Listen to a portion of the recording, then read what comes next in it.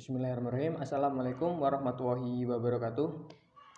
Pendidikan kultural adalah pendidikan yang berlandaskan pada asas serta prinsip mengakui juga menerima perbedaan latar belakang manusia. Seperti halnya pendidikan pada umumnya, pendidikan multikultural juga mempunyai tantangan. Nah, tantangannya seperti apa? Saya Bagtiar Wijianto, mahasiswa Unisula Program Studi Pendidikan Guru Sekolah Dasar, akan menerangkan sedikit dari tantangan pendidikan multikultural sekaligus menjawab soal dari mata kuliah Sosiologi dan Antropologi semester 6 yang diampu oleh Ibu dosen Yulina Ismianti SPD MPD. Untuk tantangan dari pendidikan multikultural, yang pertama ada agama, suku, dan tradisi. Di Indonesia terdapat lebih dari satu agama yang dianut oleh masyarakatnya. Agama yang secara aktual merupakan ikatan penting dalam kehidupan orang Indonesia sebagai suatu bangsa. Dalam pendidikan multikultural, seorang pendidik harus menyetarakan kedudukan agama satu dengan agama lainnya dan tidak ada kesan pro dan kontra. Perbedaan agama dapat menjadi perusak ketika digunakan sebagai senjata politik, juga fasilitas kepentingan individu ataupun kepentingan golongan tertentu. Kemudian yang kedua yaitu kepercayaan. Kepercayaan merupakan unsur terpenting dalam hidup bermasyarakat. Munculnya kecurigaan atau ketakutan terhadap yang lain dikarenakan perbedaan juga dapat muncul ketika tidak ada komunikasi di dalam masyarakat plural. Yang ketiga adalah toleransi. Toleransi juga merupakan suatu pendekatan dalam perubahan pandangan, wawasan, dan akal pikiran.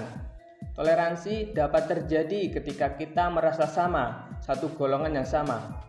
Dalam multikultural, toleransi menjadi salah satu tantangan ketika menerapkan pendidikan multikultural karena perlu meyakinkan bahwa walaupun kita berbeda, kita tetap satu agar toleransi terjalin walaupun dengan perbedaan latar belakang.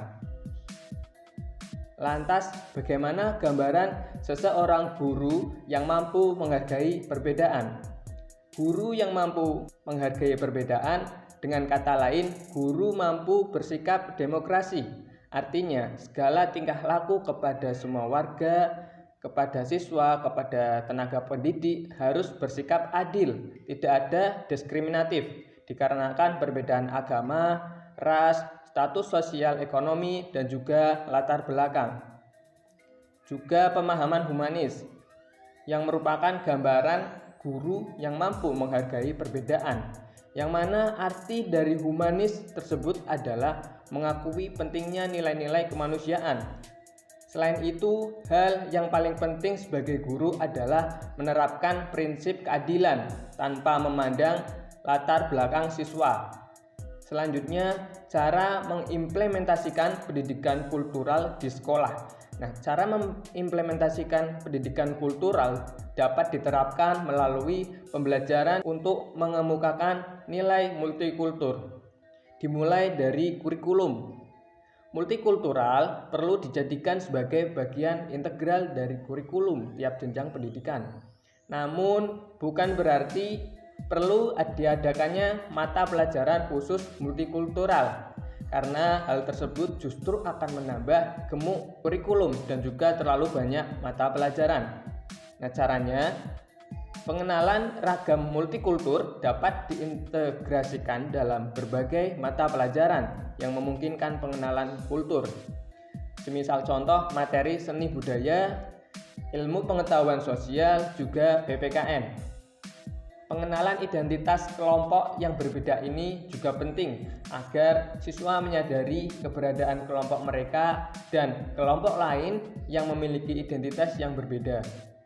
Dengan mengenalkan keberagaman sosial bangsa Indonesia, siswa akan diajak untuk memahami bahwa bangsa Indonesia memiliki kekayaan budaya yang sangat besar.